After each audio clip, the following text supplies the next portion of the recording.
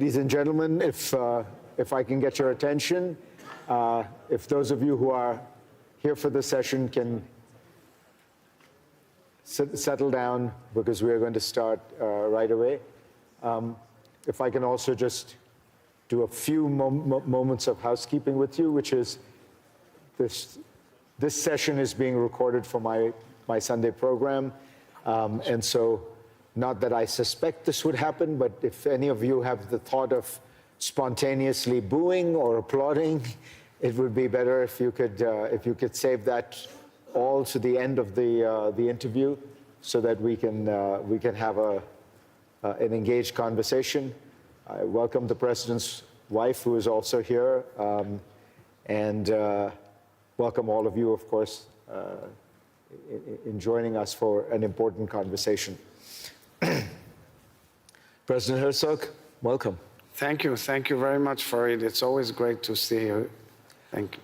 So, since we've last spoken, it does seem as though Israel's strategic position has improved remarkably. Iran has been defanged. President Trump says the nuclear program is obliterated. The Syrian government, which has long been a foe of Israel, has been overturned. Hezbollah is a shadow of itself. And Hamas is, at the very least, neutered in all substantial forms. Israel controls Gaza. To you, does this feel like Israel is in a more secure and commanding position than it has been in decades? So I would say that, first of all, we are in a better position after fighting a war of various fronts, heroically and bravely, but the dark clouds are still hanging out there. For example, it is clear to us that the Iranians are regrouping, and they haven't stopped for one moment in their plight to spread terror all over the world, as well as move towards their big grand plans of weapons of mass destruction. We know that Hezbollah is trying to do the same, meaning to regroup, rebuild its force, and is perhaps wants kind of to deceive us that it's not doing so. And we know that the Houthis are out there still conniving and planning terror attacks. We should not sit on our laurels in any way.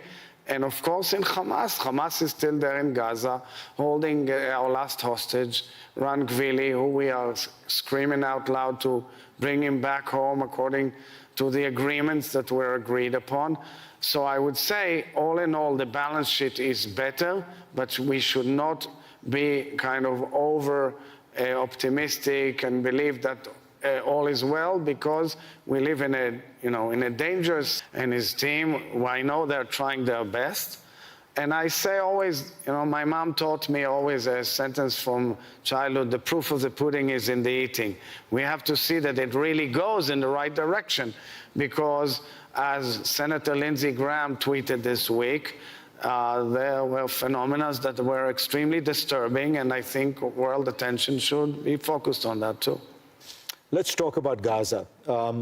What we have now is a ceasefire, and the ceasefire has ended a lot of the violence, but Israel is still engaged in almost daily attacks. Israel controls more than 50% of Gaza, and the other part is controlled by Hamas. So the conditions that Prime Minister Netanyahu had set out, the total defeat of Hamas, have not been achieved. Israel is still in Gaza. It feels like a very unbalanced settlement.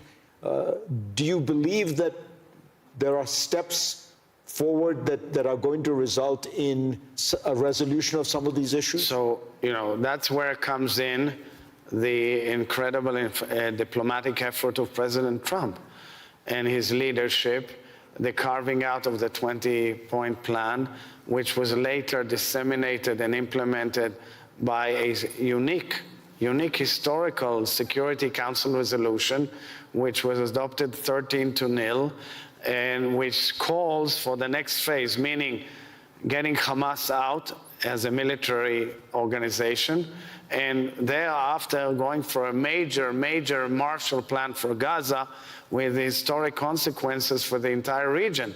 Now, this has to be done, and it's going to be launched as part of the Board of Peace and its operations, that the government of technocrats, which is accepted and agreed, which should take now the civilian management of Gaza.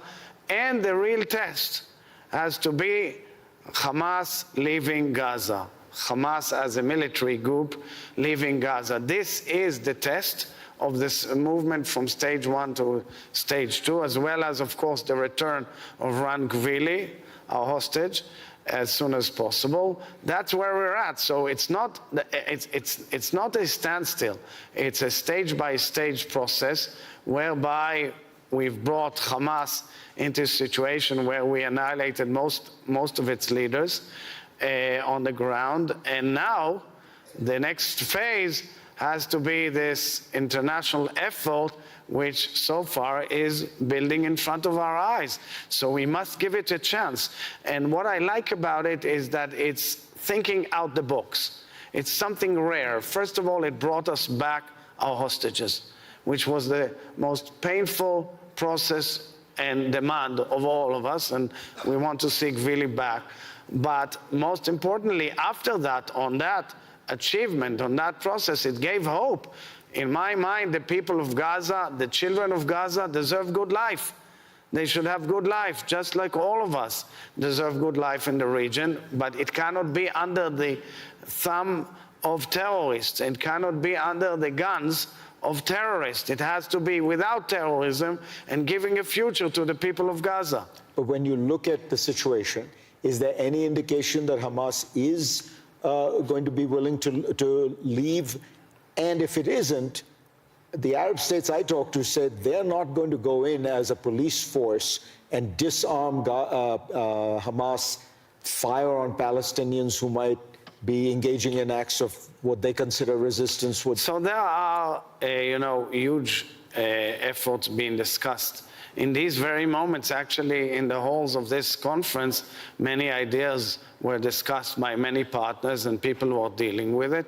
It seems to be, challenging, but if, as the Americans say, they can do it and they can deliver by leading this huge international effort, which is also coordinated by the CMCC, the special military compound near Kiryat Gat, where many representatives of many nations are working on questions like demining, decommissioning, questions that deal with the future of Gaza, the building Gaza, the program of huge amount of budgets that will go into Gaza and give a true overall of its infrastructure and create Gaza as a haven that we can live with and bring future to the Middle East would be remarkable. We are now in it.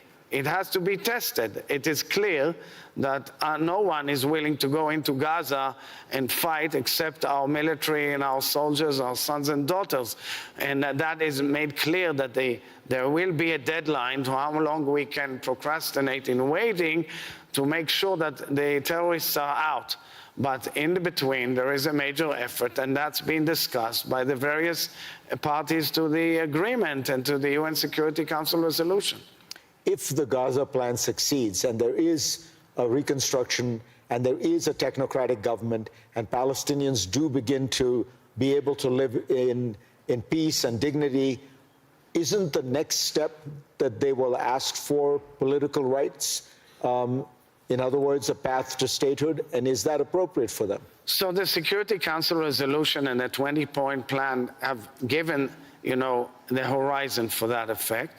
And I think that's a very important horizon, which has to be discussed, because the issue will be whether there are reforms on the Palestinian side, and how do you make sure that there will be peace and security for the Israelis, and how we move on as nations in the Middle East. I think the greatness of the process right now is that it is also based on regional elements. And the fact that it's a regional process also gives strong winds to many new facets in the dialogue, such as economic improvement, economic dialogue, economic benefits, and so forth and so on, that give vested interest to the people to see that there is a future rather than going to terror.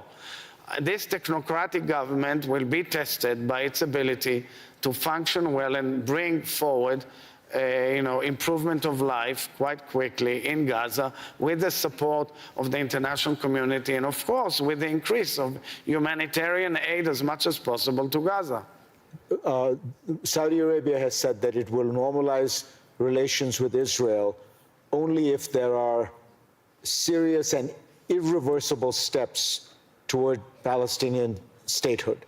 Do you think that that is a deal that is conceivable? Look, Saudi Arabia is a very, very important nation, and I always say it's my dream to see the Crown Prince and the leader of Saudi Arabia sign with us an agreement of moving forward.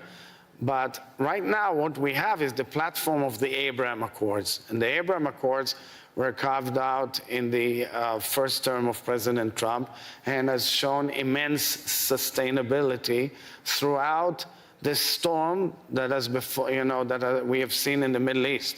Throughout very difficult years, the Abraham Accords have shown immense impact and immense strength and resilience, and we want to see more nations in the Abraham Accords. Take, for example, the enormous role of the United Arab Emirates in what we've seen, the huge humanitarian aid in Gaza, building hospitals in Gaza, being heavily involved in various processes such as the Board of Peace, and maintaining very strong relations with Israel. And Saudi Arabia is the most important house of the Sunni, the Sunni Muslims around the world, with the holiest places for Islam, and I think that the vision of Saudi Arabia and Israel is a vision of rapprochement between Jews and Muslim, which should be the future vision of the Middle East.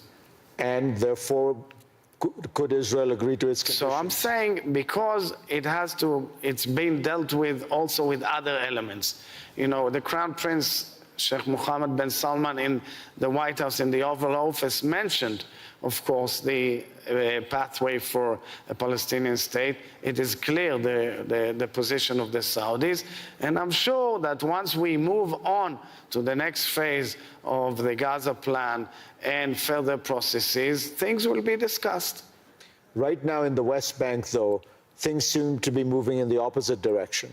There are more settlements, more violence against Palestinians, more annexations. Isn't that making a two-state solution impossible? So I would say that, Israel is going into an election year, and it's going to be a very heated public debate on many, many issues. The issue of the two-state solution, Palestinian state, is an issue that is one of these issues that will be debated. As head of state, which is not involved in the political system, I'm cautious as commenting exactly on the outcome of each of these issues and how they will be discussed and what is the right path. I would say also that I've said it previously also in our previous interview, that following October 7th, there is a lot of rethinking and reanalysis amongst Israelis about what is the best way of living together with our neighbors. I think it's a must that we build a future of coexistence and peace between Israelis and Palestinians. But what will be the political format and the outcome will be discussed also in our elections. Before the October 7th massacres, in the previous period of the kind of internal political debates in Israel, you did weigh in when it seemed to you that Israel's constitutional structure was being threatened by the current government. Do you worry that that issue will come up again, and will you speak out again? So it will be also a major issue in our political arena and, of course, in the elections. The debate is around the boundaries between the three arms of government. I always made clear, and I keep on making clear, that I give strong support to the independence of the judiciary, and of course to the way, the nomination of judges and the support to our judges. But the debate as to the boundaries between the three other arms of government is a debate that has been there with us for about a generation or so, and it is also an issue that is touching many spheres of life in Israel. It will be discussed heavily during this election year, and at least on my part, I'll do my best, truly. I'll put my full weight that the debate and the discussion will not exceed and break the boundaries that must be kept in a decent and honorable democracy and within the rules that should be honored under such circumstances. President Trump has made a direct request to you. He has asked that you pardon Prime Minister Netanyahu in advance for any and all crimes he may have committed. Will you pardon Prime Minister Netanyahu? So I've made clear on numerous times, and people simply sometimes tend to have an oversight. Under our laws and guidelines, any such request has to go through a certain procedure. And right now, the request has to go through the procedure of collecting various opinions by the relevant agencies in the Ministry of Justice. I cannot violate that because, of course, I have to operate according to the rules. I've said time and again that I respect President Trump tremendously. And of course, we have our own legal system, and I will operate within its ambles. I must say that I've said time and again in the last few years that the court case where Prime Minister Netanyahu is at the center of should have been resolved and should be resolved amicably, and because it has a very negative impact on our system. And I think that solutions should be found. The rest I will leave to the procedure, because at the end I will operate and take my decisions independently according to the rules, the law, and my conscience. And that's what I can say at this moment. But when you say it should be resolved amicably, that suggests you mean that, court cases are generally... No, I said in the past a few times that there should have been a settlement of this case. I mentioned in the Israeli public, it hasn't come to such fruition. And therefore came the process of the request for the pardon, and also the letter and the request of President Trump, which I always respect, but I operate as the head of state of the Israeli nation, and I will operate accordingly. Mr. President, thank you so much. Thank you very much. Thank you. Well, thank you. Do we have questions or no? No, I don't think that. Thank you. Thank you so much. You are a great...